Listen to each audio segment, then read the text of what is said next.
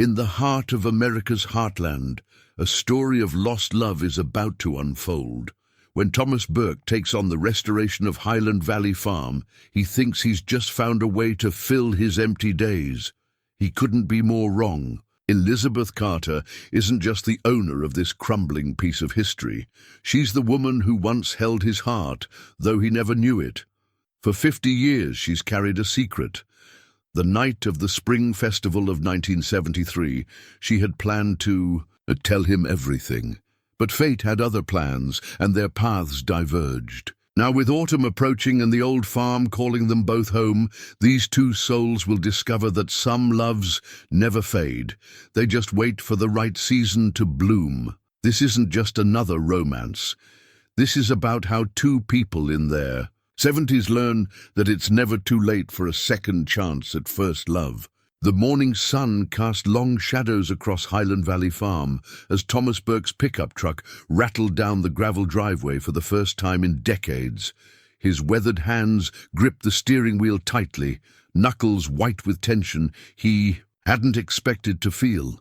The old farmhouse stood before him, its white paint peeling like pages from a forgotten book, windows clouded with the dust of neglect. He pulled to a stop, the engine's quiet marking a moment of profound silence. Reaching into the glove compartment, Thomas retrieved his father's old work gloves, the leather worn smooth by generations of honest labor. As he slipped them on, a small photograph fluttered to the floor, one he'd carried so long he'd almost forgotten it was there.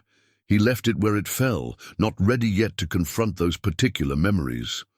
The farm hadn't changed much since 1973, at least not in its bones. The big red barn still dominated the landscape, though its color had faded to a dusty crimson. The old oak tree still stretched its branches over what used to be the vegetable garden, now wild with volunteer plants and persistent weeds. Even the wooden fence posts stood their ground, albeit at slightly drunken angles, as if time itself had made them tipsy. Inside the barn, Thomas found the old farm ledger, exactly where Mr. Carter had always kept it, on the small desk built into the wall near the entrance. His fingers trembled slightly as he opened it, dust motes dancing in the shaft of sunlight that pierced the gloom. There, in neat columns and precise handwriting, was the history of Highland Valley Farm. April 15th, 1973. T. Burke helped with spring planting. Good worker, that boy. A sound from outside drew his attention.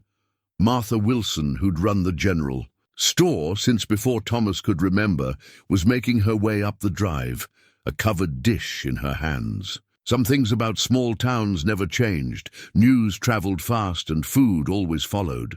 "Thomas Burke, as I live and breathe," Martha called out, her voice carrying the warmth of decades of friendship. "When I heard you were coming back to help with the restoration, I could hardly believe it." Thomas stepped out of the barn, brushing dust from his jeans. "Hello, Martha. Still keeping everyone well fed, I see." "Someone has to," she smiled. Then her expression grew more serious. "Have you seen her yet?" He didn't need to ask who Martha meant. "No, not yet. Just got here myself." Martha nodded, setting the dish on the hood of his truck. "Well, you should know the whole town's talking about it. Highland Valley Farm coming back to life, and you being the one to help restore it. It's like something out of one of those romance novels I keep by the register." Thomas felt heat rise in his neck. "It's just a restoration job, Martha, nothing more." Martha hummed, clearly unconvinced.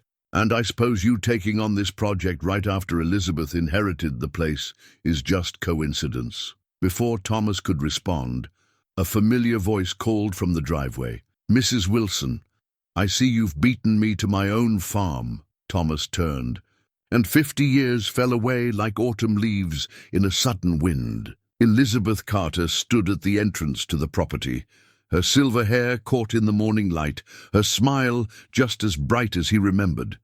She carried herself with the same quiet grace she'd had at 20, though now it was tempered by decades of life lived fully. Martha's eyes darted between them, and with the wisdom of a woman who'd watched their story unfold from the beginning, she made a tactful retreat. "Well, I should get back to the store. casserole's still warm, you two. Don't let it go to waste." As Martha's car pulled away, Thomas and Elizabeth stood in a silence heavy with unspoken words. The old farm ledger in his hands suddenly felt like an anchor, keeping him grounded in this surreal moment. "I hope you don't mind," Elizabeth finally said, walking toward him. "I found your number through Bill at the hardware store. When I inherited the farm, I knew I needed someone who'd understand its history." Thomas nodded, his throat tight. "It's a good piece of land. Always was." "Yes," she agreed, coming to stand beside him. They both looked up at the barn, its weathered boards holding countless memories. "Daddy always said you had a way with growing things." Thomas felt the weight of the ledger in his hands, Mr. Carter's precise handwriting marking the days of his youth. "Your father was a good man, taught me more than he knew." Elizabeth reached out and touched the ledger gently. "You found it. He wrote in this every single day, you know. Said a farm's story was as important as its crops." Their fingers brushed momentarily over the worn leather cover, and Thomas felt a jolt of recognition, not of passion or desire, but of possibility, like finding a forgotten seed in spring, still holding the promise of life within its shell. "Well," he said, stepping back slightly, "we've got our work cut out for us. Where would you like to start?" Elizabeth smiled, and in that smile, Thomas saw the girl who used to bring him lemonade during the hot summer days, the young woman who danced at every spring festival, and now the accomplished person she'd become. "Let's start with the foundation," she said. "Everything else builds from there."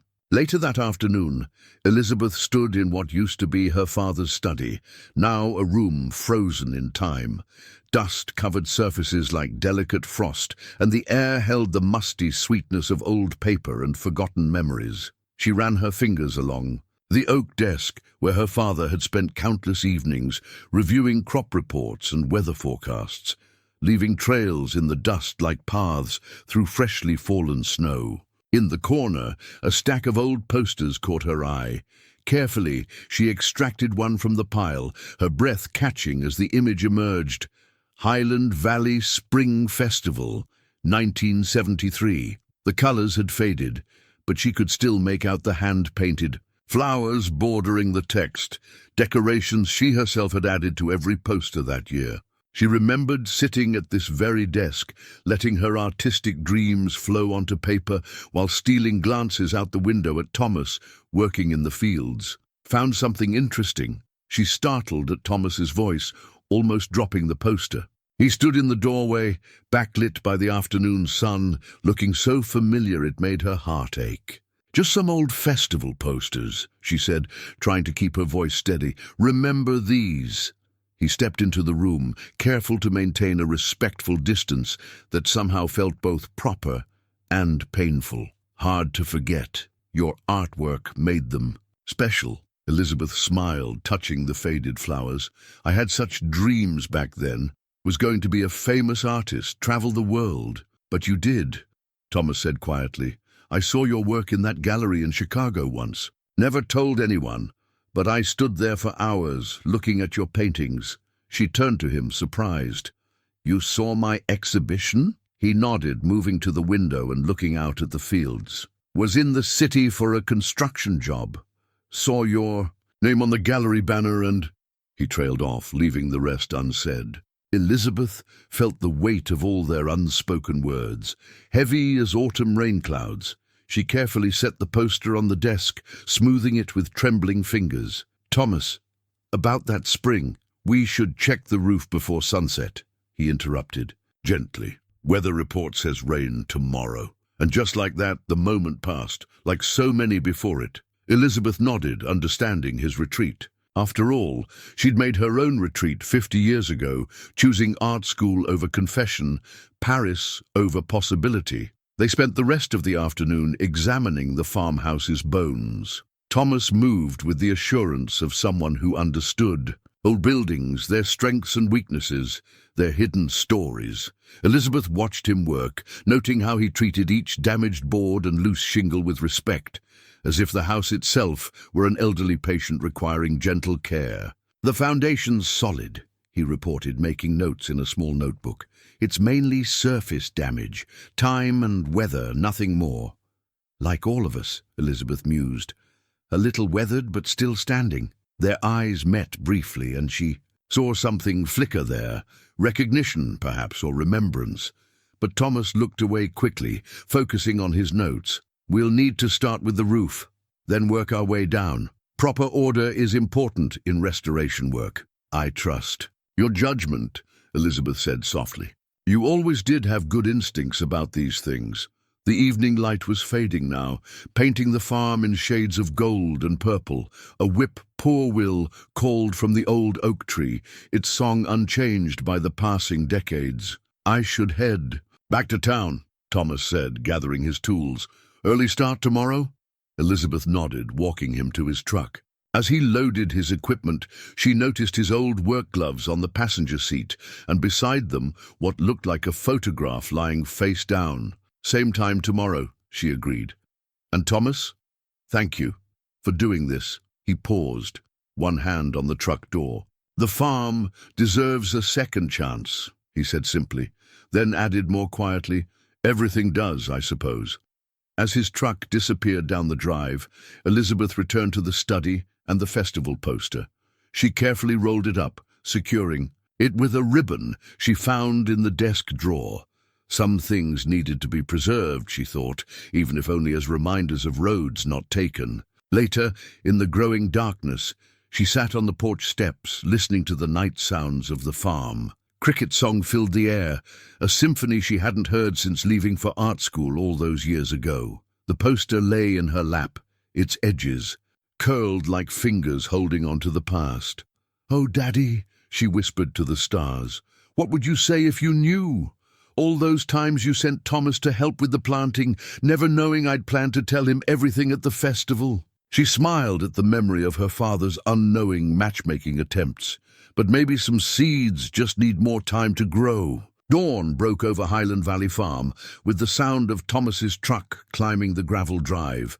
In the bed was an old toolbox, its green paint chipped and worn, brass corners burnished by decades of use. He'd spent half the night cleaning and organizing it, each tool a connection to his father, who'd built half the barns in the county with these same implements. Elizabeth was already there, her silver hair tied back with a bandana, wearing work clothes that somehow managed to look both practical and elegant. She held 2 steaming cups of coffee. You're early, Thomas said, accepting one of the cups. Couldn't sleep, she admitted. Too many memories in this old house. Kept hearing Daddy's footsteps in the hallway. Thomas nodded, understanding completely. He lifted the toolbox from his truck, its familiar weight anchoring him in the present moment. Is that? Elizabeth's eyes widened in recognition. Dad's old toolbox. Figured we could use it. He set it down on the porch steps, opening it to reveal the meticulously maintained tools inside. Still has his measuring tape from 1952. Elizabeth reached in, touching the worn wooden handle of a hammer. He used this one to hang my tire swing. South side of the oak tree, Thomas remembered. You used to read up there for hours. Their eyes met over the open toolbox, decades of shared memories passing between them like summer lightning. Thomas cleared his throat, breaking the moment. We should start with the roof, gets the morning shade on the east side. They worked together with an ease that surprised them both. Elizabeth proved remarkably handy with a hammer, and Thomas found himself sharing his father's old tricks for getting stubborn nails out without damaging the wood. Dad always said a nail was just a visitor in good wood, he explained, demonstrating the technique.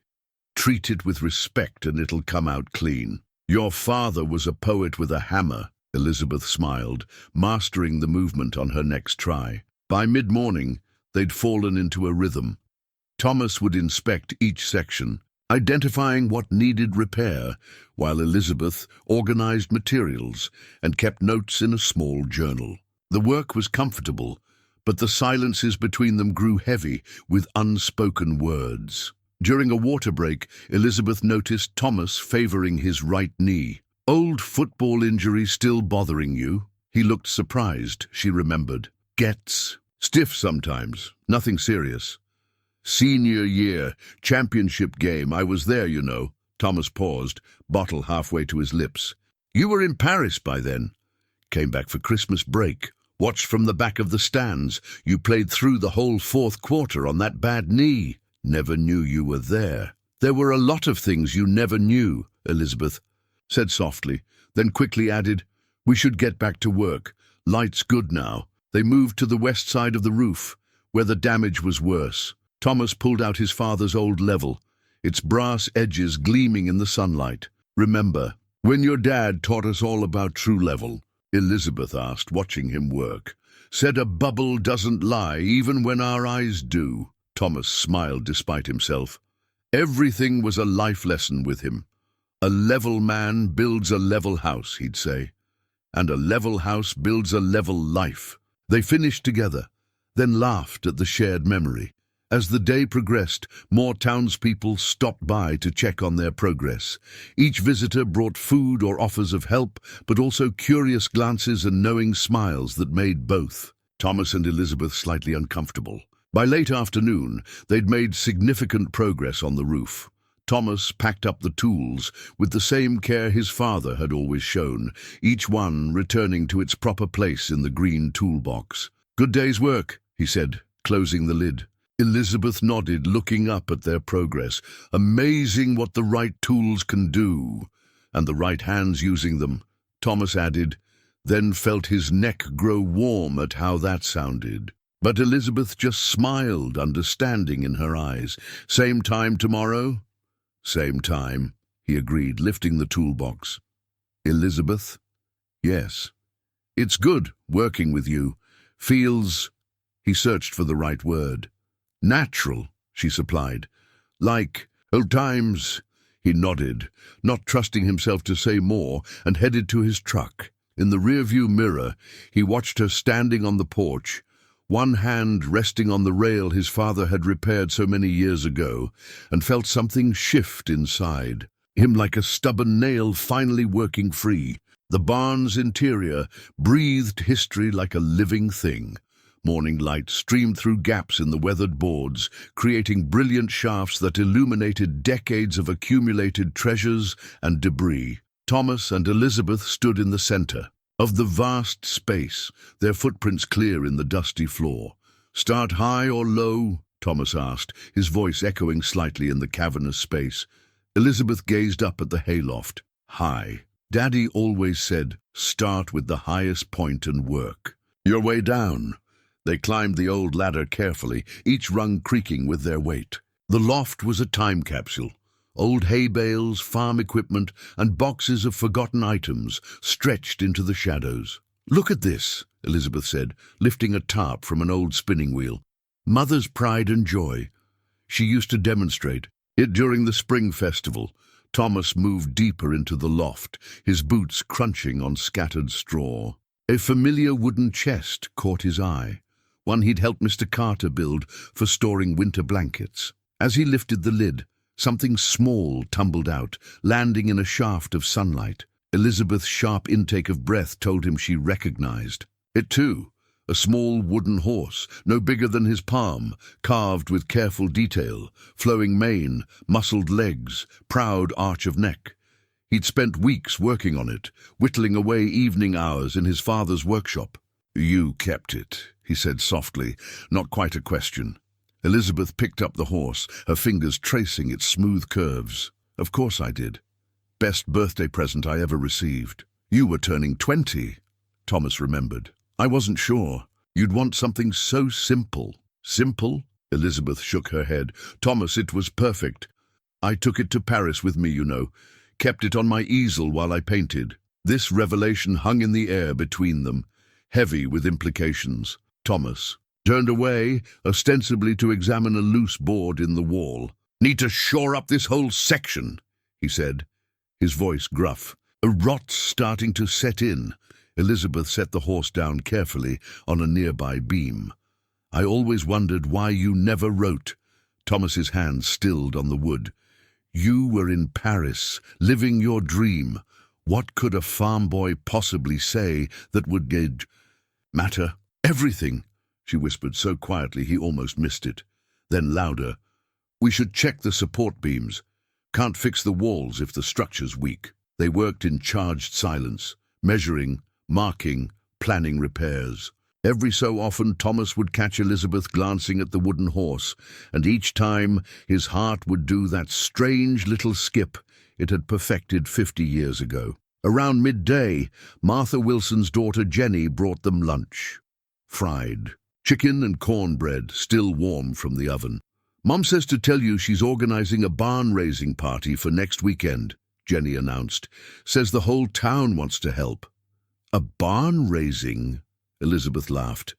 "In 2024? Some traditions are worth keeping," Jenny said with a knowing smile.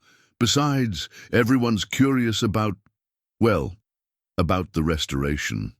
After Jenny left, Thomas and Elizabeth sat in the barn doorway, sharing lunch and watching clouds drift over the fields. The wooden horse sat between them, a small but significant presence. "Remember when you taught me to ride?" Elizabeth asked suddenly. "On that old mare, Starlight?" Thomas nodded, smiling at the memory. "You were fearless. Most beginners want to stick to the paddock, but not you. Had to see the whole farm from horseback. Until I fell off trying to jump that fence," Elizabeth chuckled. "You were so angry." "Scared," Thomas corrected.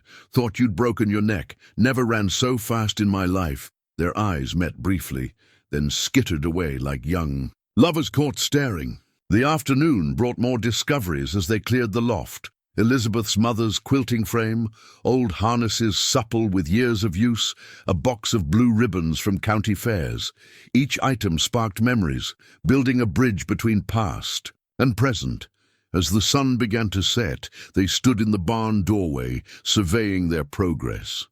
The wooden horse had migrated to the windowsill, catching the last rays of daylight. "Good start," Thomas said, wiping dust from his hands. "Barn raising will help with the heavy work." Elizabeth nodded. "It's kind of them to offer." "Kind, yes," Thomas agreed, "and curious. Small towns never change that way." "Does it bother you?" Elizabeth asked. "The talk?" Thomas considered this, watching a pair of swallows swoop into the barn's upper window. "Doesn't matter what they say. What matters is getting the work done right." But even as he said it, he knew it wasn't entirely true. What mattered was standing right beside him, silver hair glowing in the evening light, holding a wooden horse he'd carved lifetime ago. "Same time tomorrow?" he asked, their now familiar parting words. "Actually," Elizabeth hesitated, "I thought I might make breakfast, if you'd like to start earlier." Thomas felt his heart do that skip again. "I'd like that." As he drove home that evening, he found himself humming an old tune, one they used to dance to at the spring festival. In his mind's eye, he could still see the wooden horse, standing proud on the windowsill, its shadow stretching long in the setting sun, pointing toward something that felt surprisingly like hope. Elizabeth was setting out coffee and fresh biscuits when she heard the familiar rumble of Thomas's truck. Through the kitchen window, she watched him park beside an unfamiliar car, sleek, modern, clearly from out of town. "Morning," Thomas called as he entered, then stopped short at the sight of a young woman sitting at the kitchen table, notebook in hand. "Mr. Burke, I'm Sarah Collins from the County Herald." The woman stood, extending her hand. "I was hoping to do a piece on the farm's restoration." Thomas shot Elizabeth a questioning look, but she just smiled and poured him coffee. "Sarah's father used to deliver our hay," she explained. "Now she's writing about local history." "The Herald's running a series on heritage preservation," Sarah explained. "And when I heard about Highland Valley Farm coming back to life, well, it's exactly the kind of story we're looking for." Thomas accepted his coffee with a nod of, "Thanks. Not much of a story, just fixing up an old farm." "Oh, I disagree." Sarah pulled out a yellowed newspaper from her bag. "Look what I found in our archives." The front page of the May 1973 County Herald showed a photograph of the Spring Festival. In the background, barely noticeable unless you knew where to look, a young Thomas and Elizabeth stood near the barn, caught in what appeared to be an intense conversation. "That was the last festival before." Elizabeth's voice trailed off. "Before you left for Paris," Thomas finished quietly. Sarah glanced between them, her reporter's instincts sensing a story. The festival was quite famous in its day. Drew people from 3 counties. Elizabeth's mother's idea, Thomas said. She believed in bringing people together. "We're thinking of reviving it," Elizabeth added, surprising Thomas. "Once the restoration's complete." This caught Sarah's attention. "Really? That would be incredible. The old traditions coming back to life." The morning passed in a blur of questions and memories. Sarah was a skilled interviewer, drawing out stories about the farm's history, the festival's importance to the community, and the careful balance of preservation and progress in their restoration work. She left just before lunch, promising to return for more photographs once work on the barn began. As her car disappeared down the drive, other vehicles appeared. Pickup trucks loaded with tools and lumber, cars carrying covered dishes and eager helpers. "Word travels fast," Thomas observed dryly. "Martha Wilson's Grapevine is still the best telecommunications system in the county," Elizabeth laughed. The newspaper lay between them on the table, that long-ago festival frozen in black and white. Thomas found himself drawn to the photograph, to the way his younger self leaned toward Elizabeth, as if gravity itself pulled him in her direction. "I remember that conversation," Elizabeth said softly. "You were telling me about the construction job in Chicago, and you were about to tell me something," Thomas replied. "But then your sister came to get you for the dance demonstrations." Before Elizabeth could respond, voices called from outside. The barn-raising volunteers were arriving early, led by Bill from the hardware store and his son, who bore a striking resemblance to the boy Thomas had once been. The day transformed into a whirlwind of activity. Town folks of all ages pitched in, teenagers hauling lumber, retired farmers offering advice, women organizing a makeshift outdoor kitchen. The barn buzzed with energy and purpose, its restoration becoming a community celebration. Elizabeth moved through the crowd with natural grace, coordinating efforts and sharing stories about the farm's history.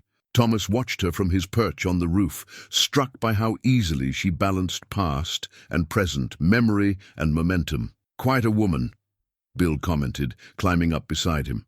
"Always was." Thomas grunted noncommittally, focusing on the shingle. He was nailing down. "You know," Bill continued, "my Katie's taking art classes at the community college. Says she was inspired by Miss Elizabeth's paintings in the town hall. Funny how some influences last generations." Morning fog clung to the overgrown gardens like a gauzy memory. Elizabeth knelt in the damp earth, carefully clearing weeds from around what appeared to be heritage roses. Thomas worked nearby, hauling away decades of accumulated brush and revealing the bones of her mother's once famous flower beds. "Look at this," Elizabeth called, gently brushing dirt from a marble marker. "Mother's prize peonies. I can't believe they're still here." "Tough old plants," Thomas said, pausing in his work, "like the people who planted them." The gardens had been the pride of Highland Valley Farm, particularly the rose arbor, where Elizabeth's older sister, Marie, had married beneath a cascade of climbing American beauties. Now the arbor lay half-collapsed, its wooden beams grey with age. As they worked to clear the space, Elizabeth uncovered a leather-bound book beneath a tangle of Virginia creeper. Her breath caught as she recognized her mother's flowing script on the water-stained cover. "Garden Notes, 1970-1975. "Thomas," she called softly, "come see what I've found." He joined her on the old garden bench, their shoulders nearly touching as she opened the journal. Pressed flowers fell from between its pages, dried roses, violets, forget-me-nots, each carefully labeled and dated. "April 15th, 1973, Elizabeth read aloud. "Young Thomas Burke helped transplant the new rose bushes today. Such a thoughtful boy, and so careful with the tender roots. I notice he pays special attention when Elizabeth is sketching in the garden." Her voice trailed off as she realized what she was reading. Thomas shifted beside her, his hands clasped tightly in his lap. "Your mother was observant," he said finally. Elizabeth turned a page, then another. May 1st, 1973. Marie tells me. Thomas has been asking about Elizabeth's art school applications. Poor boy. I see the way he watches her, but Elizabeth has Paris in her eyes. Thomas stood abruptly. We should check the irrigation lines. But Elizabeth continued reading, her voice soft with memory. June 20th. Elizabeth leaves for Paris in 3 months. Thomas brought her a carved horse for her birthday. Such beautiful workmanship. I wonder if she knows what it means, to give someone something made by your own hands. Elizabeth. Thomas's voice was rough. Please. She closed the journal gently. I'm sorry. I didn't mean to make you uncomfortable. It was a long time ago, was it? She looked up at him. Sometimes it feels like yesterday. Thomas turned to the collapsed arbor, needing something solid to focus on. We could rebuild this. The foundation's still good. Elizabeth accepted the change of subject, understanding his retreat.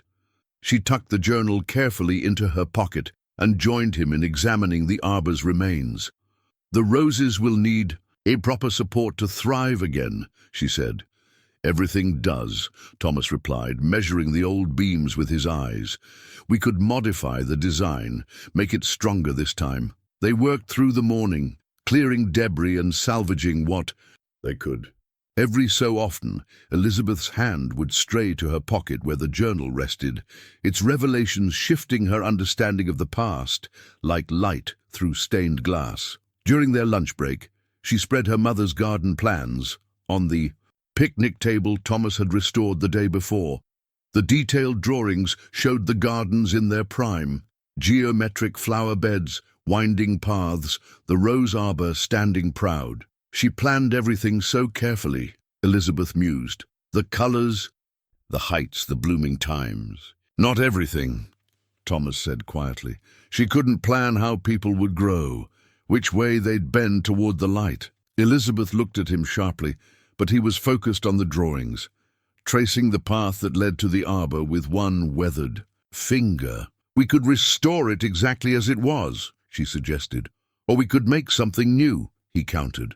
Something that honors the past but isn't bound by it. A butterfly danced through the garden, landing briefly on a volunteer black-eyed Susan that had sprouted through the ruins of the old beds. Nature, Elizabeth thought, had its own way of moving forward. Something new, she agreed, but with deep roots. Thomas nodded, understanding. They returned to work, moving together through the tangled gardens like two people finding their way through a familiar maze. The journal in Elizabeth's pocket seemed to pulse with its secrets, like a seed, waiting for the right season to sprout. The rain started just before dawn, a steady drumming that turned the farm's dust to mud and forced them inside. Thomas arrived in his usual punctual manner, shaking water from his jacket as Elizabeth held the door. Weather report says it'll last all day, he said, following her into the kitchen where coffee already percolated, filling the air with its rich aroma. Then we work inside, Elizabeth replied, reaching for mugs.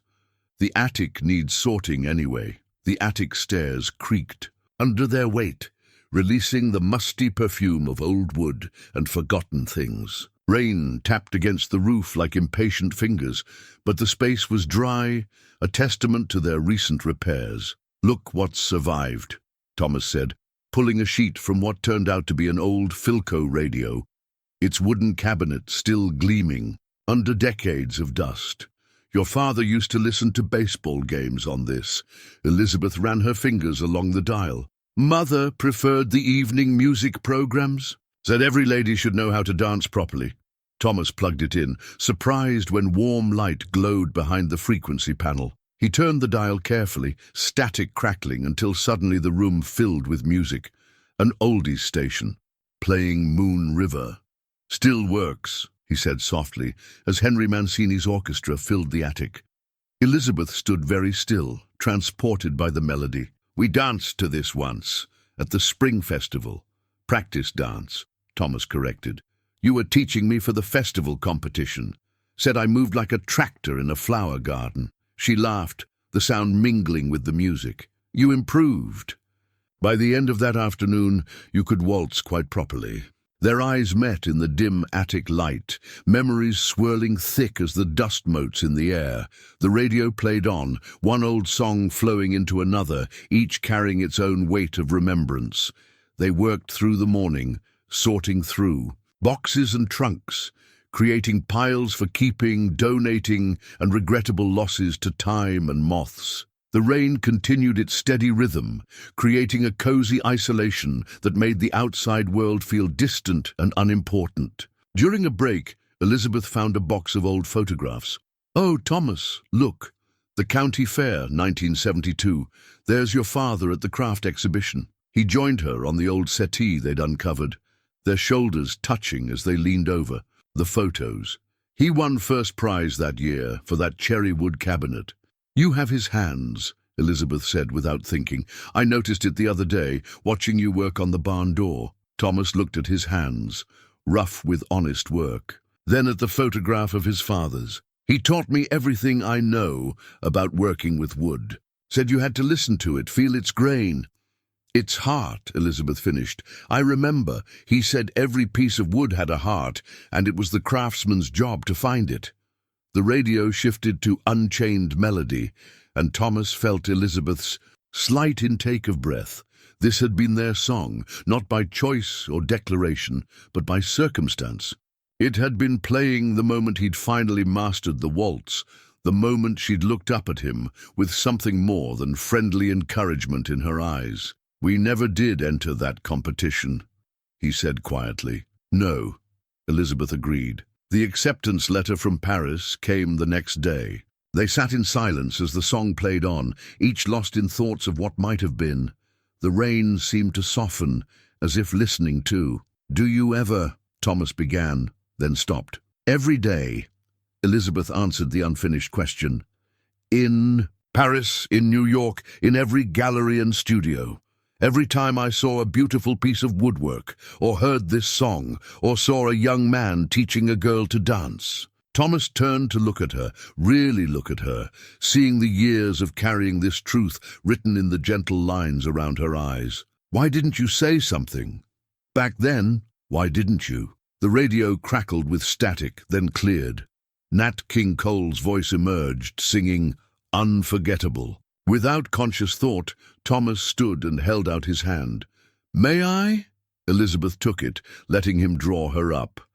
They moved together naturally, muscle memory taking over as they swayed to the music.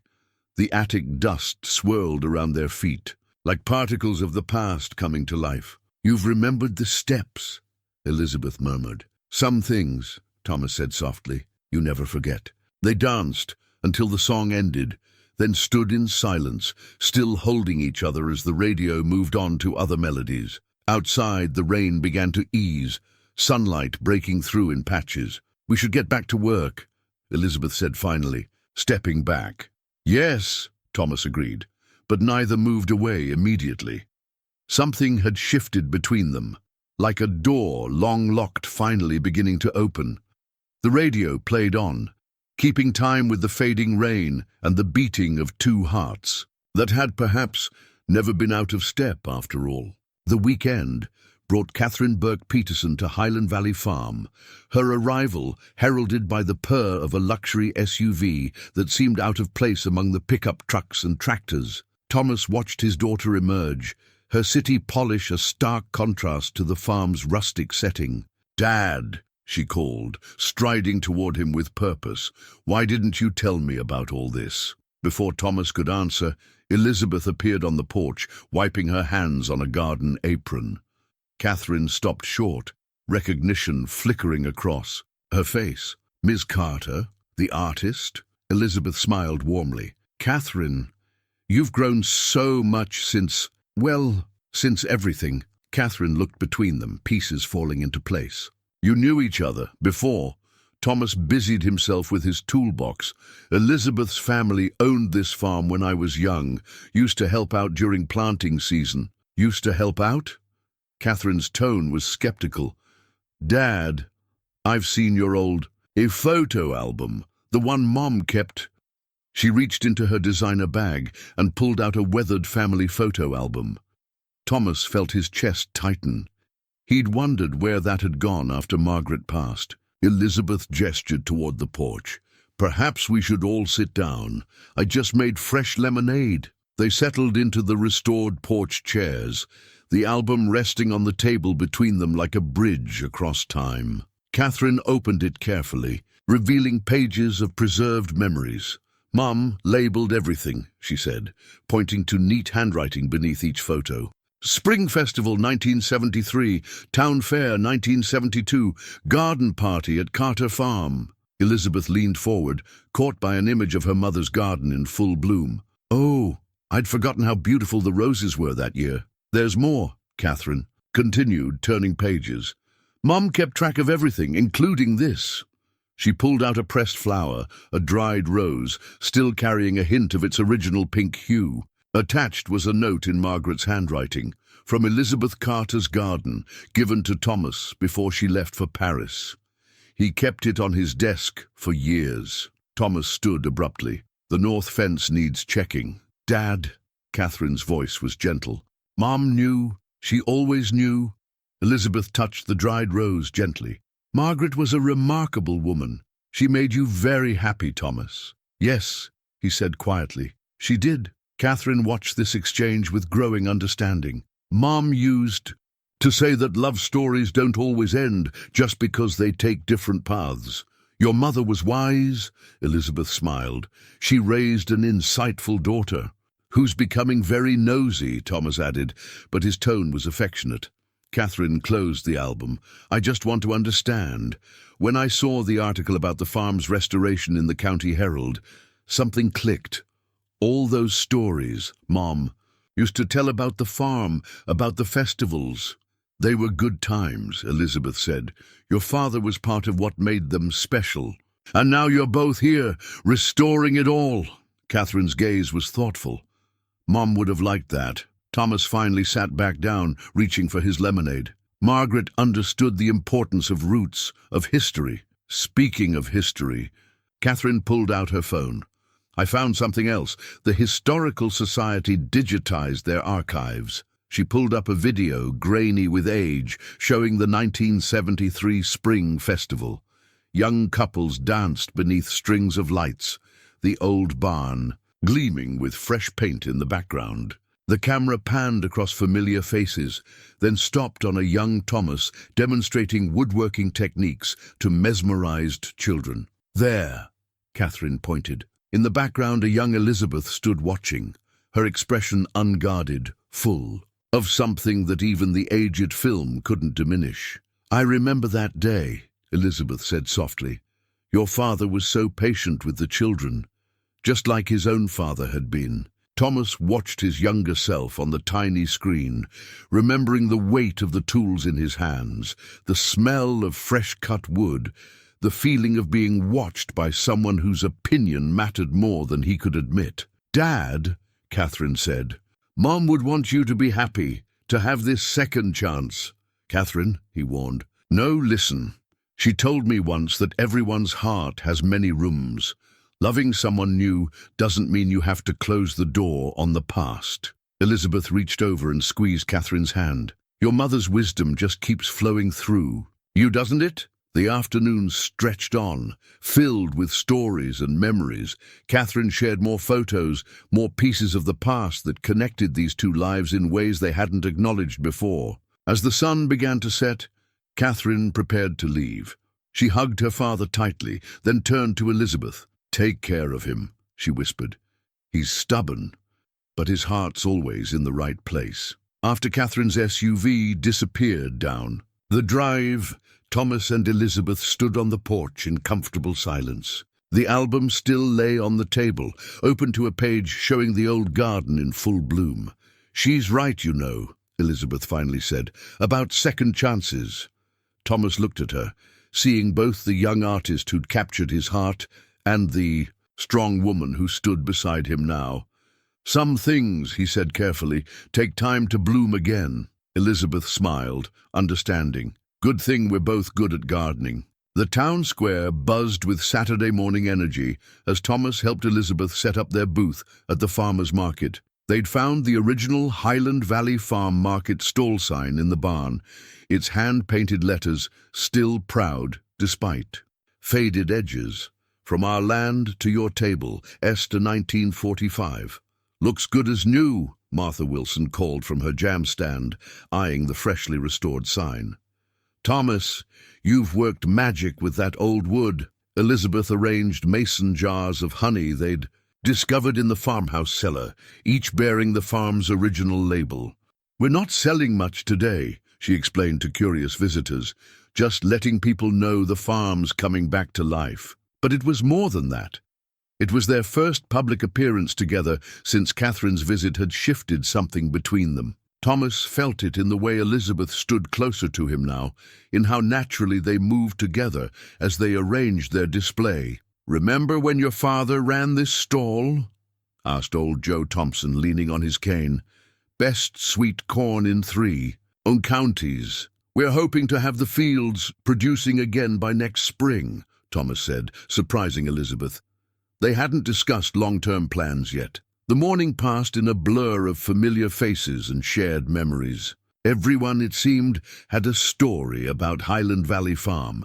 Wedding photos taken under the rose arbor, first jobs picking summer berries, evening hay rides during the fall festival. "You've got the whole town talking," Sarah Collins said, notebook in hand again. "Mind if I take a few photos for a follow-up article?" Before they could answer, Bill from the hardware store called out, "Get one of them together by the sign. Been waiting 50 years for that picture." Thomas felt his neck grow warm, but Elizabeth just laughed and moved closer to him. The old market sign hung above them, a testament to persistence and renewal. "Looks right," Martha declared. "You two standing there together. Looks like it was always meant to be." A young couple stopped at their booth, drawn by Sarah's photography. "Is it true you're reviving the spring festival?" the woman asked eagerly. "My grandmother talks about it all the time." "We're considering it," Elizabeth said, glancing at Thomas. "The farm needs to be ready first." "The farm's not all that needs to be ready," Martha murmured, just loud enough for Thomas to hear. By lunchtime, they'd collected a notebook full of names, people offering to help with restoration, hoping to reserve space at future markets, wanting to be part of Highland Valley's resurrection. "It's becoming bigger than us," Elizabeth observed. As they packed up, "The farm means so much to so many people." Thomas carefully wrapped the market sign in a soft cloth. "Means the most to us, though." The words hung between them, heavy with implication. Elizabeth busied herself with the honey. Jars, but Thomas saw the color in her cheeks. "Lunch at the diner?" he asked, suddenly bold. "Like old times?" The local diner had been their unofficial gathering spot in youth, neutral territory where a farm boy could share a meal with the Carter family's artistic daughter without raising too many eyebrows. "I'd like that," Elizabeth smiled. "If you don't mind being the talk of the town." "Bit late to worry about that," Thomas chuckled, gesturing at Sarah's retreating form, camera full of photos. At the diner, they slid into a booth by the window, overlooking the town square where their market stall had stood. Their waitress, Jenny Wilson's teenager, barely contained her excitement as she took their order. "Graham says you two are writing the greatest love story this town's ever seen," she burst out, then blushed furiously. Elizabeth rescued her with a gentle smile. "We're just restoring an old farm, honey. And some old memories," Thomas added quietly, once Jenny had left. "And making new ones," Elizabeth replied, meeting his eyes. Their hands lay on the table, not quite touching, but closer than they'd been in 50 years. Through the window they could see their market sign in the truck bed, waiting to go home to Highland Valley Farm. "We should hang it permanently," Thomas said, "by the main gate." "Planning to stick around that long?" The question was light, but Thomas heard the deeper meaning. He looked at Elizabeth, seeing all the years that had brought them to this moment. "Some things," he said, finally bridging the space between their hands, "are worth waiting for." The diner's bell chimed as new customers entered, but for Thomas and Elizabeth, the world had narrowed to the warmth of clasped hands and the promise of tomorrow. The idea of reviving the spring festival had taken root in the community like a well-tended seed. Each morning brought new calls and visitors to Highland Valley Farm, everyone eager to contribute memories and suggestions. Elizabeth had started, keeping a notebook just to track all the offers of help. "We'll need to clear the south field," Thomas said one morning, studying the original festival grounds. "That's where they always set up the main tent." Elizabeth nodded, adding it to her growing list. "And the dance floor near the barn, the acoustics were perfect there." They'd fallen into an easy rhythm of planning between restoration work, their heads bent together over old photographs and diagrams. If their hands sometimes brushed, if they stood closer than strictly necessary, neither mentioned it. While clearing out the old festival storage shed, Elizabeth discovered a leather portfolio tucked behind a stack of decoration boxes. Her heart skipped as she recognized her own youthful handwriting on the cover. "Spring Festival Plans, 1973. "Thomas," she called, then hesitated. Inside this portfolio lay more than just festival plans. It contained her carefully crafted strategy for telling him how she felt, down to the exact moment she'd planned to speak during the lantern lighting ceremony. He appeared in the doorway, wiping paint from his hands. "Found something." "Just some old planning notes," she said, quickly closing the portfolio. But a paper slipped free, floating to the ground between them. Thomas picked it up before she could reach it. His eyes scanned the page, then stopped. Elizabeth saw the moment he realized what he was reading. "When the lanterns are lit," he read slowly, "tell Thomas that every light represents a moment I've wanted to." He paused, looking up at her. Elizabeth took the paper gently from his hands. "I had it all planned out, every word, every moment, Elizabeth. But then the Paris acceptance letter came, and everything changed. I convinced myself it was better this way, that you deserved someone who could build a life here, not chase dreams across an ocean." Thomas was quiet for a long moment, his hands working at a non-existent paint stain. "I would have waited," he finally said, "if I'd known." The words hung in the air between them, heavy with 50 years of might-have-beens. Elizabeth clutched the portfolio closer, its contents both precious and painful. "We can't change the past," she said softly, "but maybe we can learn from it. Do things differently this time." Thomas nodded, understanding. "Starting with the festival." "Starting with honesty," Elizabeth corrected. She opened the portfolio, sharing its contents with him. "Look at all these plans we made, the music, the decorations, the sense of community. We created. We can do that again, but this time we do it together," Thomas finished. They spent the afternoon going through the old plans, updating and adapting them for the present day. The portfolio contained detailed sketches of decoration layouts, dance programs, even Elizabeth's original artwork for the posters. "Your mother's rose arbor was the centerpiece," Thomas remembered, pointing to a detailed drawing. "Everyone wanted their picture taken there. We could rebuild it," Elizabeth suggested. "Make it the heart of the new festival, too." As they planned, more papers slipped from the portfolio, Elizabeth's private notes about Thomas, her drawings of him working, her hopes and dreams carefully written in youthful handwriting. Instead of hiding them away, she let him see them all. "I drew you constantly," she admitted. "You had this way of being completely present in whatever you were doing. It was beautiful to watch." Thomas touched one of the sketches gently. "Still can't believe you saw me that way." "I still do," Elizabeth said quietly. Their eyes met, and for a moment the years between them seemed to dissolve. Thomas reached out, his hand covering hers on the old portfolio. "About those lanterns," he said. "Think we could bring that tradition back?" Elizabeth smiled, understanding his meaning. Some traditions deserve a second chance. They worked until sunset, planning and remembering. The festival was taking shape, not just as a revival of the past, but as something new, something that honored their history while embracing their present. As Thomas prepared to leave that evening, Elizabeth handed him one of her old sketches, a drawing of him building the original rose arbor. his young face focused and determined. "To remind you," she said, "that some things don't change." He took it carefully, his weathered hands gentle with the aged paper. "Some things get better with time," he replied, and they both knew he wasn't just talking about the drawing. The portfolio lay on the table between them, its secrets finally shared, its plans ready to bloom again in a new season. The photographs spread across the farmhouse kitchen table told a story of transformation.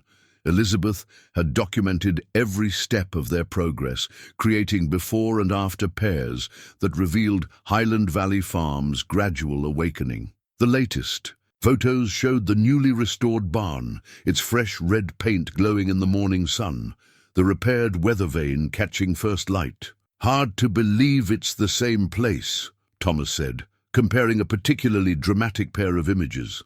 The first showed the collapsed rose arbor, the second its restored glory, already supporting new climbing vines. "Look at this one," Elizabeth said softly, sliding another photo across the table. It showed Thomas on a ladder, concentrating on detailed woodwork, unaware of being photographed. The evening light caught him perfectly, highlighting the care in his expression, the skill in his hands. "You still have a photographer's eye," he observed, studying the image. "Some subjects inspire me," she replied, then blushed slightly at her own boldness. They'd planned a small celebration for today's milestone, the completion of the barn's major structural work. Martha and several other townspeople would be arriving later with food and congratulations, but for now it was just the two of them, surrounded by evidence of their shared accomplishment. "Should we hang the old sign before everyone arrives?" Thomas suggested, referring to the restored market sign they'd carefully refinished. The late summer morning wrapped around them as they carried the sign to the barn's entrance. Thomas had added subtle lighting that would illuminate it in the evenings, a detail he'd been particularly proud of. "Perfect height," Elizabeth said as they positioned it, "just like you planned." "Need to secure this corner bracket," Thomas noted, reaching up. "Hand me that screwdriver." Elizabeth stepped closer, tool in hand. Perhaps it was the morning light or the sense of accomplishment in the air, but something made her pause, watching him work. His profile against the barn's red boards, the competent movements of his hands, it was like seeing a photograph develop, the past and present overlapping into something new and yet familiar. "Thomas," she said quietly. He turned, still on. The stepladder, bringing them eye to eye. Elizabeth found herself moving forward, drawn by 50 years of unspoken words. "Elizabeth," he breathed, his hand dropping from the bracket. The space between them seemed to crackle with possibility. Thomas leaned down slightly as Elizabeth tilted her face up, the moment balanced on a knife's edge of anticipation. "You-hoo! Hope we're not too early." Martha Wilson's cheerful voice shattered the moment like a stone through glass. Thomas straightened so quickly he nearly lost his balance, while Elizabeth stepped back, her heart thundering. "Around back," she called, her voice only slightly unsteady. "We'll meet you at the kitchen door." They looked at each other, the almost moment hanging between them like an unfinished photograph. "We should," Thomas gestured vaguely toward the house. "Yes," Elizabeth agreed quickly. "They'll be waiting." The celebration that followed felt somehow both wonderful and frustrating. Their friend's genuine joy in the farm's restoration was touching, but Elizabeth found herself hyper-aware of Thomas's presence across the room, of every accidental glance and careful distance maintained. Sarah Collins arrived with her camera, eager to document the milestone. "Stand by the sign," she directed them. "It'll make a perfect shot for the article." Elizabeth felt Thomas's solid presence beside her as they posed, the warmth of him just inches away. The sign hung proudly above them, its restored letters declaring Highland Valley Farm to the world. "Maybe one more," Sarah said, adjusting her angle. "Mr. Burke, could you turn slightly toward Ms. Carter?" The simple direction felt loaded with meaning. As Thomas shifted, his arm brushed Elizabeth's shoulder, sending a shiver of awareness through them both. The celebration stretched into afternoon, full of good food and shared memories. But underneath the pleasant conversation ran a current of unresolved tension, like thunder promising a storm. Finally, as the sun began to set, the last guests departed. Elizabeth stood in the kitchen doorway, watching taillights disappear down. The drive, she heard Thomas's steps behind her, felt him pause. "About earlier," he began. "We don't have to talk about it," she offered quickly. "Don't we?" She turned to face him, finding him closer than she'd expected. The evening light, through the window, painted his face in soft shadows, reminding her of the photograph she'd taken that morning. "Sometimes," she said carefully, "talking just complicates things. And sometimes," he countered, "not talking complicates them more." They stood in weighted silence, the almost kiss of the morning hovering between them like a suspended moment. "In time, I should go," Thomas finally said, but he didn't move. "You should," Elizabeth agreed, not stepping aside. Another long moment passed before Thomas finally turned toward his truck. Elizabeth watched him go, feeling the evening settle around her like a sigh. Inside, she looked at the photographs still scattered across the table. The before and after. Shots seemed to take on new meaning now, not just of the farm's restoration, but of their own gradual transformation. Some restorations, she realized, required more courage than others. The day after their almost kiss dawned, with an awkward tension. Thomas arrived later than usual, carrying extra tools and speaking only of practical matters. Elizabeth matched his professional tone, though her hands trembled slightly as she sorted through old papers in her father's study. She'd been looking for festival documentation when she found it, an envelope, yellowed with age, sealed but never sent. Her own handwriting, younger but unmistakable, had addressed it to Mr. Thomas Burke at his parents' old address. Her heart stopped. She remembered writing this letter the night after receiving her Paris acceptance, remembered pouring her heart onto these pages, then losing her nerve at the last moment. "Elizabeth?" Thomas's voice from the doorway made a jump. "I need your input on the garden archway." He trailed off, seeing her expression, the letter in her hands. "What's wrong?" She looked up at him. 50 years of silence suddenly too heavy to bear. "I found something I should have given you a long time ago." Thomas stepped into the study, his work-rough hands gentle as she handed him the envelope. He read, the address, recognition dawning in his eyes. "When?" he asked softly. "The night after my Paris letter came. I wrote everything I couldn't say out loud. How I felt, what I wanted." She took a shaky breath. "What I hoped you might want too." Thomas stared at the sealed envelope. "Why didn't you send it?" "Fear, pride, the certainty that I had to choose between my dreams and—" She gestured helplessly between them. "This, whatever this might have been." With careful movements, Thomas opened the envelope, unfolding pages that had waited half a century to be read. His eyes moved across her younger self's handwriting. "Dearest Thomas, by the time you read this, I'll be on my way to Paris. But before I go, there are things you need to know.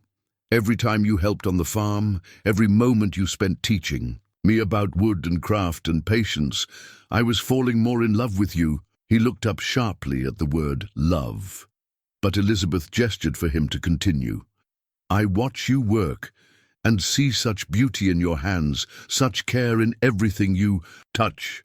I dream of those hands holding mine, of building something together that's bigger than both of us. But I'm terrified that if I stay, I'll always wonder about the path not taken, and if I go, I'll always wonder about you." Thomas's voice grew rough as he read. When he reached the end, silence filled the study like water filling.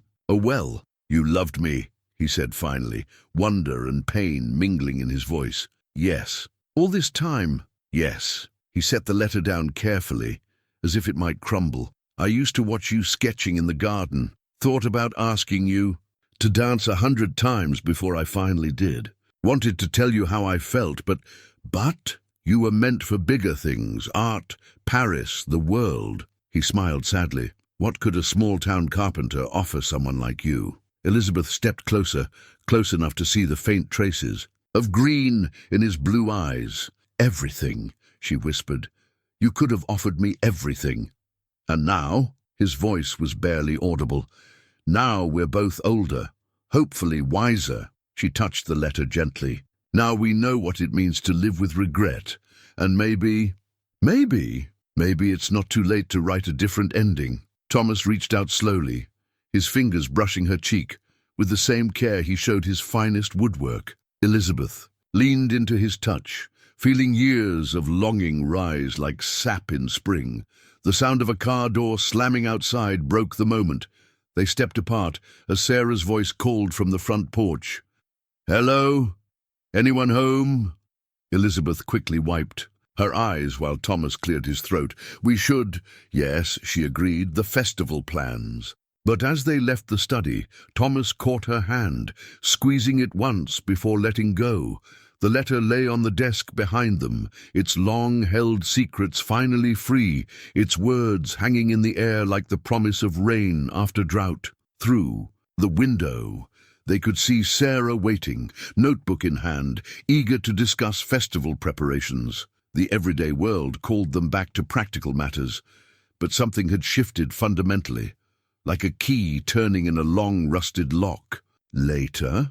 Thomas asked quietly. Elizabeth nodded, understanding all the questions contained in that single word. "Later," she agreed. They stepped out to meet Sarah, moving in unconscious synchronization, like dancers who had finally remembered the steps to an old, beloved song. That evening, Thomas sat in his workshop at home, surrounded by the tools and wood that had been his constant companions through the years. Elizabeth's letter lay before him on his workbench, its pages now committed to memory. Something about her confession had shaken loose his own carefully buried past.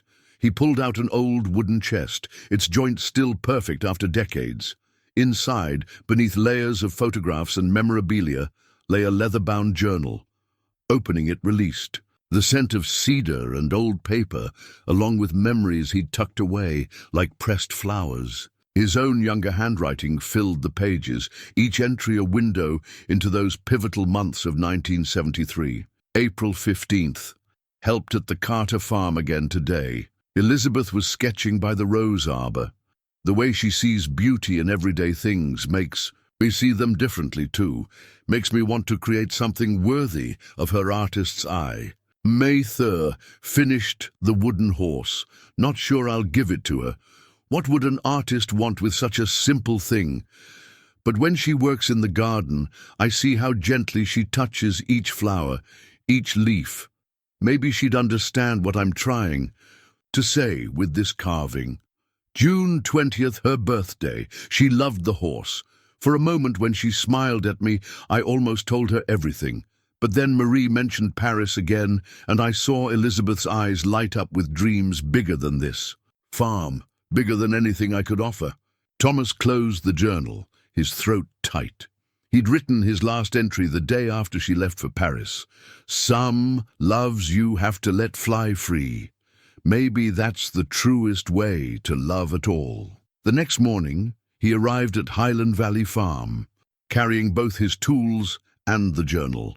Elizabeth was already in the garden, the rising sun creating a halo around her silver hair. "I found something too," he said without preamble, holding out the journal. Elizabeth took it carefully, recognition dawning as she read the first few entries.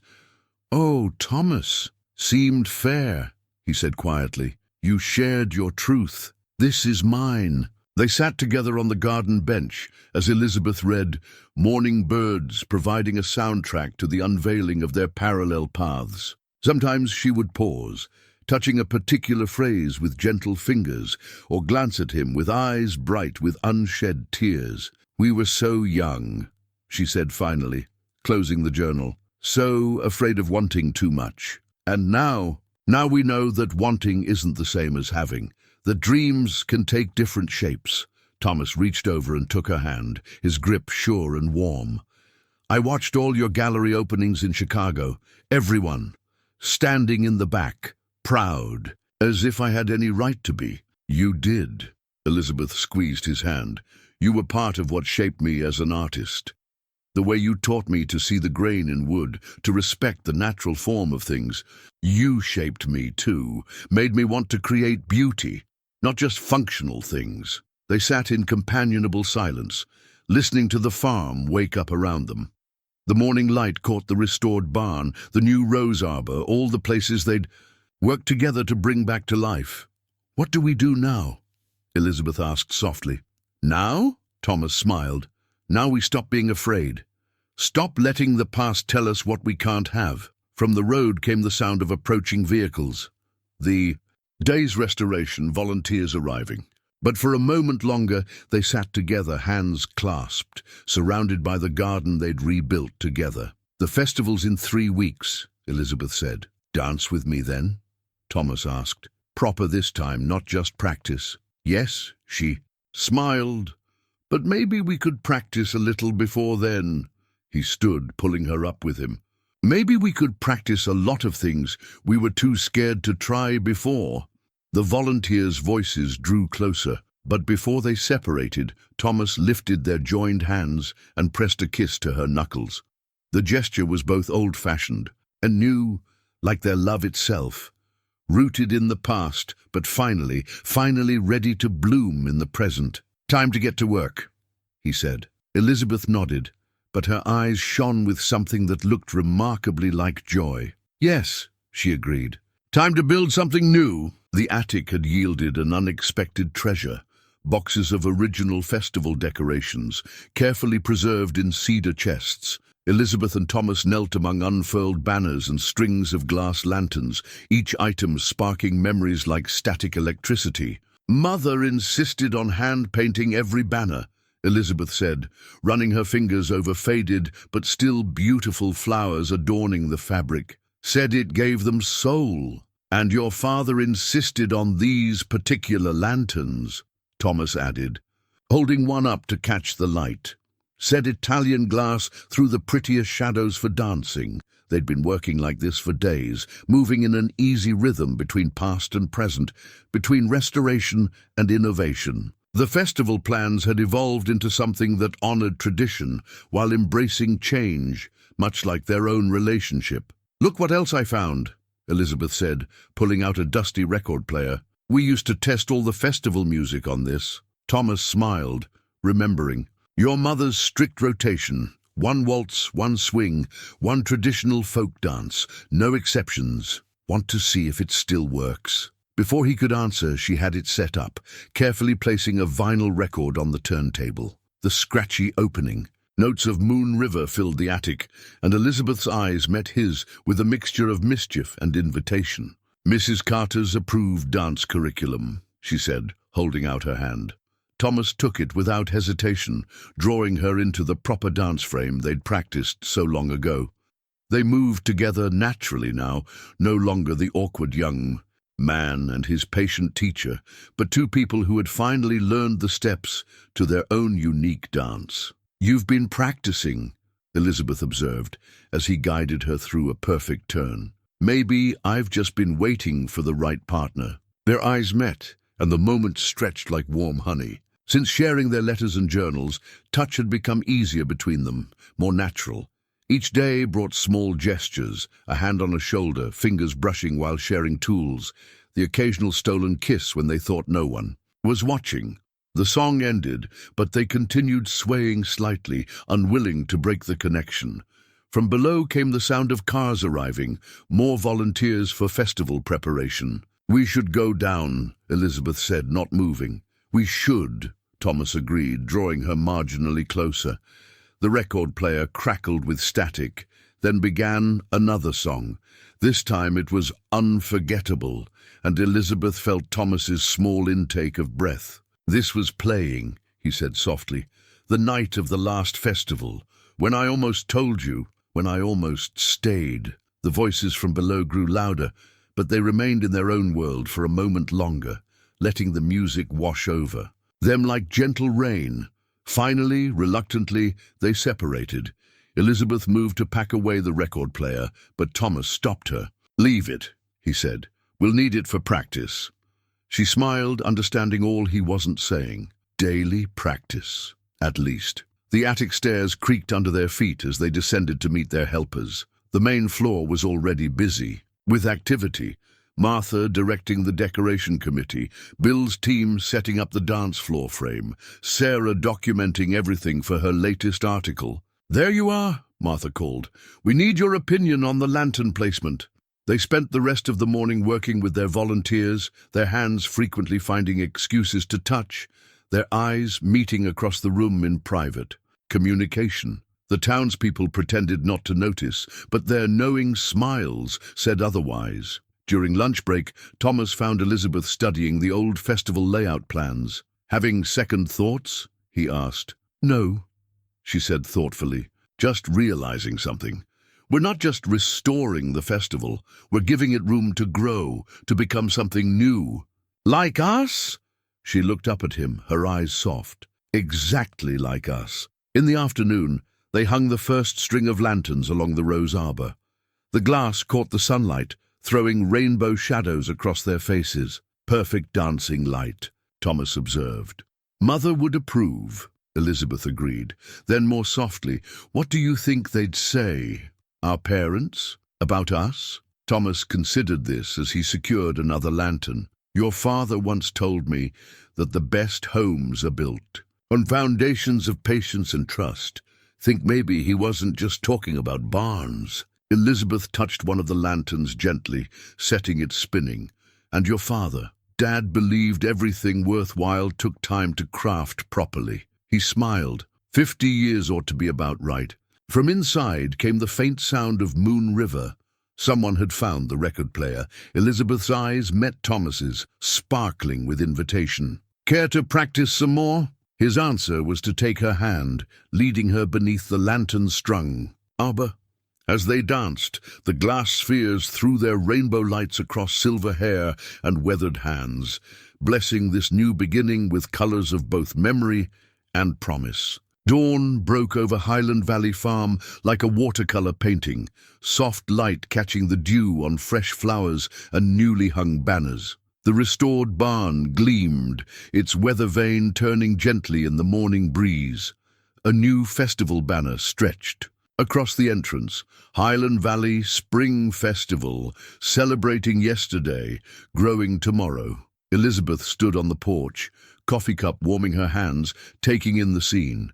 Everything was ready, the dance floor laid beneath the rose. Arbor craft stalls set up along winding paths through the gardens, the old stage rebuilt for local musicians. Yet her heart fluttered with a familiar nervousness, echoing that long-ago festival morning in 1973. "Penny for your thoughts?" She turned to find Thomas climbing the porch steps, carrying a small wooden box she'd never seen before. "Just remembering," she said.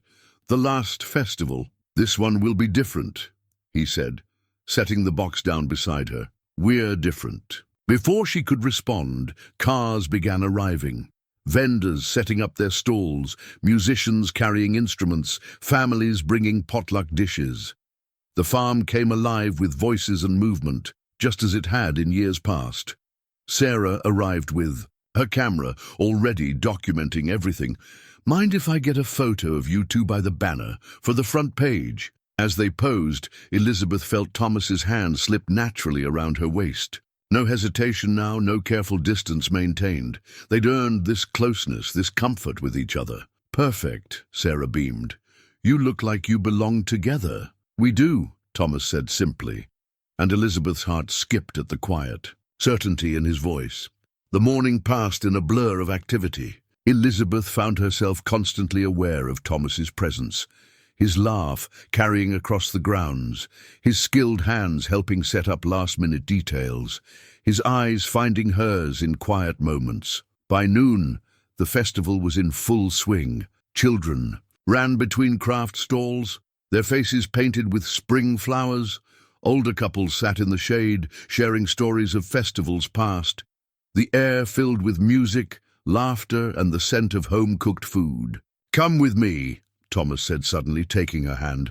"There's something I want to show you." He led her to the wooden box from that morning, now sitting on a small table near the rose arbor. With careful movements, he opened it to reveal an exquisitely carved jewelry box, its surface decorated with intertwining roses and morning glories, Elizabeth's favorite flowers. "I've been working on this," he said softly, "a little each evening after leaving the farm." Elizabeth touched the carvings gently. "It's beautiful. Open it." Inside, she found a hand-carved wooden heart, small enough to fit in her palm. On one side was carved the date of the original festival, on the other, today's date. "The first one I made for you was a horse," Thomas said. "This time, I thought I'd be more direct about my feelings." Tears pricked Elizabeth's eyes as she held the heart. "Thomas, I've loved you for 50 years, he said simply, "through Paris and Chicago, through my marriage to Margaret, through all the paths we both needed to walk. And now, her voice was barely a whisper, now I'm ready to dance with you, not just today, but every day, for whatever time we have left." Music drifted from the stage, the local string quartet playing Moon River. Thomas held out his hand, and Elizabeth took it without hesitation, the carved heart still clasped in her other hand. They moved onto the dance floor as naturally as sunrise following dawn. Other couples joined them, but Elizabeth saw only Thomas, felt only his sure lead, and the warmth of his hand at her waist. "Look," he whispered, nodding toward the gathering crowd. Their friends and neighbors had formed a circle around them, watching with joy and understanding. Catherine stood with tears in her eyes, her phone recording the moment. Martha Wilson dabbed at her face with a handkerchief. Even old Joe Thompson was smiling, leaning on his cane. "Quite an audience," Elizabeth murmured. "Let them watch," Thomas said. "Let them see that some love stories take the long way home." The music shifted to Unforgettable, and Elizabeth felt Thomas's small chuckle. Your mother would approve of the song progression. She always did like a good romance. As they danced, the afternoon light filtered through the glass lanterns, casting rainbow shadows across their faces. Elizabeth thought of that other festival, 50 years ago, of all the words unspoken and feelings hidden. "No regrets," Thomas said, reading her thoughts. "Every step led us here." "Here is pretty wonderful," she agreed. The carved heart pressed between them as they danced, its dates marking not an ending and a beginning, but rather 2 points on a circle that had finally closed. Around them, the festival continued, children laughing, music playing, life flowing like a river, finding its natural course. The restored farm stood as a testament to patience, to the way love could weather time and distance and still emerge, stronger. As the song ended, Thomas pulled Elizabeth slightly closer. "Ready for the next dance?" She smiled up at him, seeing in his face all the years that had brought them to this moment. "With you? Always." As evening settled over Highland Valley Farm, the festival transformed. Strings of lanterns flickered to life, casting their soft glow over the grounds. The music had shifted to slower melodies, and couples swayed beneath the rose arbor's illuminated arch. Elizabeth stood in her father's old study, carefully removing something from the festival planning portfolio, a delicate cream-colored card, its edges softened by time. The 1973 Spring Festival dance card had remained empty, its lines never filled with the one name she'd wanted to write. "There you are," Thomas said from the doorway. "Martha's looking for you. Something about the lantern lighting ceremony." Elizabeth turned, holding out the dance card. "I found this while we were planning. Kept it all these years." Thomas took it gently, recognition flooding his features. "The official festival dance card. Your mother's idea, wasn't it?" She said it added elegance. Elizabeth moved closer. "I saved it for you, you know, every dance spot, but then Paris called," he finished softly. He studied the blank card, then pulled a pencil from his pocket. "May I?" With deliberate care, he wrote his name in the first space, then the second, the third, until every line bore his signature. "Better late than never," he offered. Elizabeth took the card back, touching his freshly written name. "Much better." From outside came Martha's voice, calling for their attention. They emerged to find the crowd gathered around the garden, lanterns glowing like earthbound stars. "It's time for the lighting ceremony," Martha announced, her eyes twinkling. "Just like in the old days." Thomas squeezed Elizabeth's hand. "Shall we?" They moved to the center of the garden, where Catherine waited with a special lantern, larger than the others, its glass panels hand-painted with morning glories and roses that matched Thomas's carved box. "Dad had this made," Catherine explained, her voice thick with emotion. "Said some moments deserve their own light." Elizabeth felt tears prick her eyes as Thomas took one side of the lantern, gesturing for her to take the other. Together, they lit it, their hands steady as the flame caught and grew. "In the old days," Elizabeth addressed the crowd, her voice carrying in the evening air, "we lit the lanterns to guide loved ones home. Tonight, we light them to celebrate finding our way back to where we belong." They lifted the lantern together, securing it to a shepherd's hook near the rose arbor. Its light cast gentle shadows that danced across their faces as they turned to each other. Thomas pulled the carved heart from his pocket, the one he'd given her that afternoon. "I have something to ask you." "Here, now." Elizabeth's pulse quickened. "Figured we've waited long enough." He held up the heart, its dates gleaming in the lantern light. "Marry me, Elizabeth. Let's write our own festival story." A collective gasp rose from the crowd, followed by profound silence.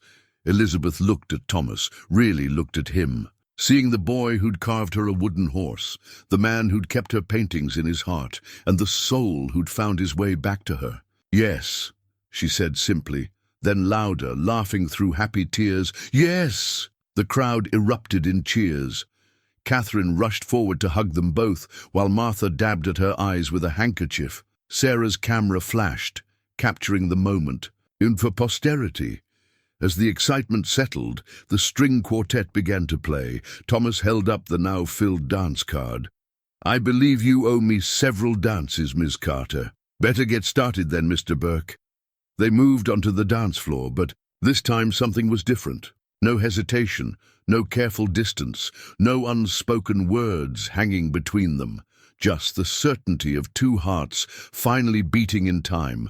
Other couples joined them, but Thomas and Elizabeth remained in their own world, moving together as if they'd spent the last 50 years practicing for this moment. "Your mother would be proud," Elizabeth said softly. "Margaret, she helped shape you into the man who could find his way back." Thomas nodded, his eyes bright. "And your parents would love seeing their festival bring people together again, seeing it bring us together." As they danced, Elizabeth caught glimpses of their shared life in the making. Morning coffee on the porch, evenings in the garden, festivals yet to come. The future stretched before them like the lantern-lit paths through their restored gardens, bright with promise. The dance card fluttered in Elizabeth's hand as they turned, Thomas's name filling every line like it was always meant to. Some loves, she realized, didn't need to be written down to be real. They just needed time to find their way home. The evening wrapped around them like a gentle embrace, lantern light and starshine blending into a soft glow. Highland Valley Farm had been restored, but more importantly, so had they. Not to what they once were, but to what they were always meant to become. "Ready for the next dance?" Thomas asked as one song ended and another began. Elizabeth smiled up at him, seeing their whole future in his eyes. "With you, I'm ready for everything." Indian summer painted Highland Valley Farm in golden light as the community gathered for its official reopening. A new sign hung proudly at the entrance: Highland Valley Farm, Esther 1973, renewed 2024. Thomas had carved it himself, weaving morning glories and roses through the letters, telling their story in wood and craft. Elizabeth stood beside him at the entrance, greeting their guests. Her engagement ring, a wooden band Thomas had carved with infinite care, caught the autumn light. They'd decided on a small wedding next spring, during the festival they'd brought back to life. "Look who's here," Thomas murmured, nodding toward an approaching car. Catherine stepped out, helping her teenage daughter Emma with a large canvas wrapped in brown paper. "We brought something for the occasion," Catherine called. As they unwrapped it, Elizabeth gasped.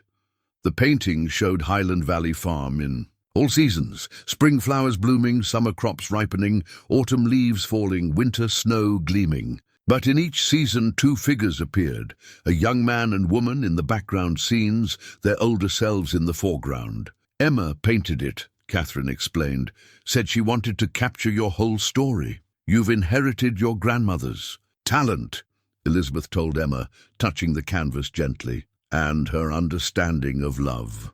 Thomas added softly. The painting found its place of honor in the farmhouse entryway, where visitors could see their story unfold in oils and canvas. Throughout the day, people streamed in to celebrate the farm's revival.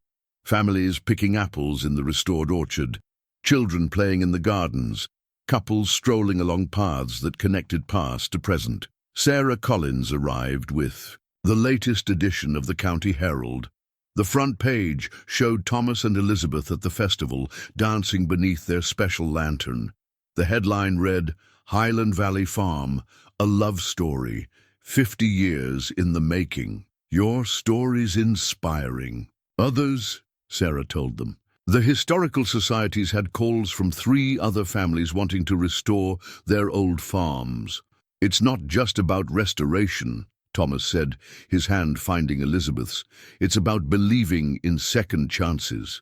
As afternoon mellowed toward evening, their closest friends gathered for a special dinner in the barn. The long table gleamed with Elizabeth's mother's china, while Thomas's handcrafted centerpieces held flowers from their renewed gardens. Martha Wilson raised her glass. To Highland Valley Farm, and to love that proves patient hearts grow fonder. To Thomas and Elizabeth, Catherine added, who taught us it's never too late for happily ever after. After dinner, as their guests mingled and shared stories, Thomas led Elizabeth to a quiet corner of the barn. A small table held 2 items, the wooden horse he'd carved her 50 years ago, and a new carving he'd kept secret until now, to complement. The first, he explained, unveiling a perfect miniature of the farm as it now stood, complete with tiny glass lanterns and a rose arbor. Elizabeth touched it wonderingly.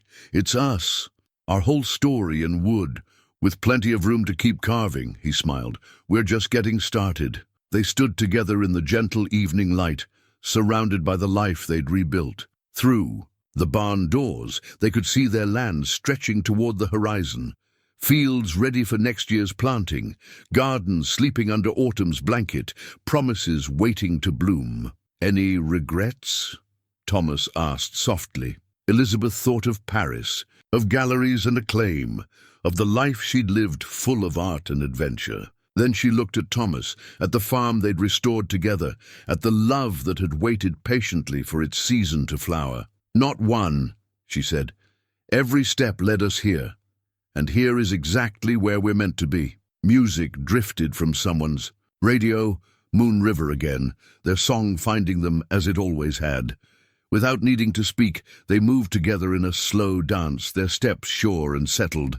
Through the barn doors, the last sunlight caught their new sign, making the carved flowers seem to wave in an unfelt breeze. The evening star appeared above the weather vane, blessing their beginning as it had witnessed their long-ago parting. Ready for our next chapter? Thomas whispered. Elizabeth leaned her head against his shoulder, feeling the strong, steady beat of his heart. As long as we write it together. Around them, Highland Valley Farm settled into evening, restored and renewed, its ancient beams sheltering a love that had needed 50 years to find its way home. Like the morning glories that bloomed in their garden, some things wait for exactly the right moment to open their hearts to the sun. In the growing darkness, their special lantern glowed near the rose arbor, its light a beacon guiding them forward, into all their tomorrows. Within its painted glass, roses and morning glories twined together eternally, just as Thomas and Elizabeth had finally twined their lives, proving that love, like the finest wood, grows more beautiful with time.